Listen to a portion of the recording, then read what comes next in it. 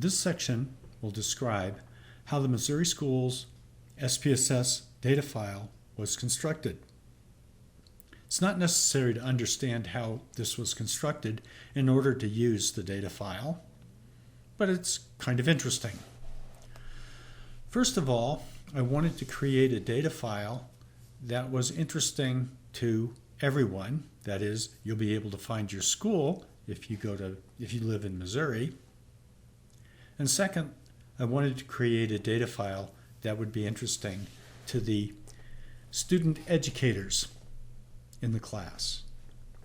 So I went to the DESI Missouri Gov, DESI-MoGov website, which has a lot of really good data on it. I went to the data, and then I went to the MCDS portal. There's all kinds of neat things on there. Look at district info. After we go to district info, we're going to click on district and school information.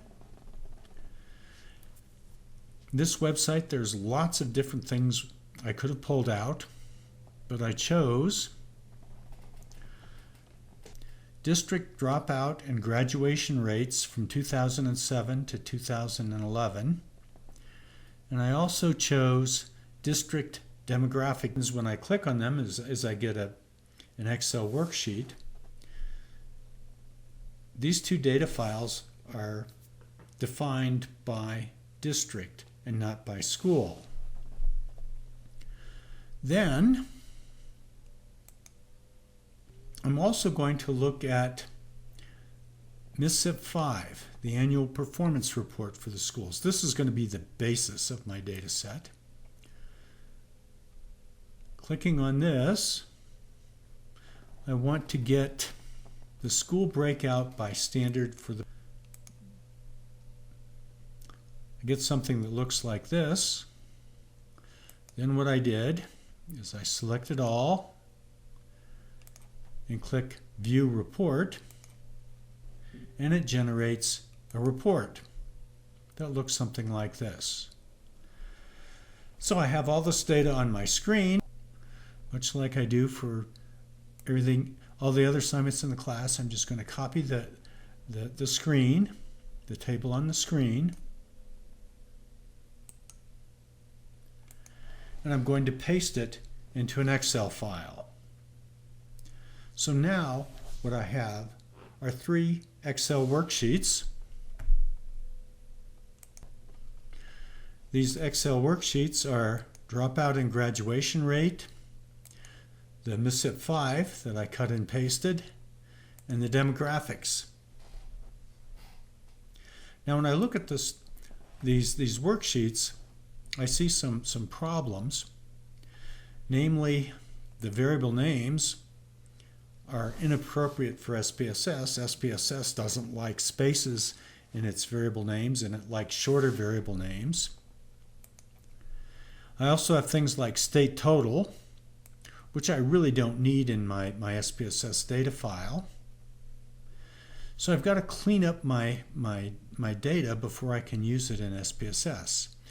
When I go to my Mississippi 5, I've got some rows I don't need. Again, my variable names have spaces in them. I've got to get rid of that. And I've also got things like not applicable, which SPSS really doesn't like. SPSS is much happier with a blank in there. And it also has things like K and PK and all kinds of beginning grade in there. I would rather have a number. So I've got to clean that up. And what I did is it took me a while, but I cleaned up the data file so that it now looks something like this. This is the data file that I'm actually going to use. Rather than not applicable, it's going to have blanks. I'm going to put zeros in there instead of kindergarten. Same thing with demographics. The names are too long, and I've got to clean lots of this up, which I did. So what I have now are three data files: dropout graduation rates, and the cleaned up MSIP 5 and demographics cleaned up. I could read those directly into SPSS database properties, but they're rather crude and they weren't useful for the kind of things I wanted to do here, because I wanted to combine these three worksheets into a single worksheet. And the way I did that is by using Microsoft Access. To use Access, first of all, I read the three Excel worksheets directly in as data tables. And if you want to learn more about this, there's a chapter in my intro text on using databases to create data.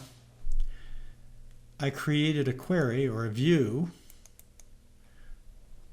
which combined all three worksheets into a single large data file.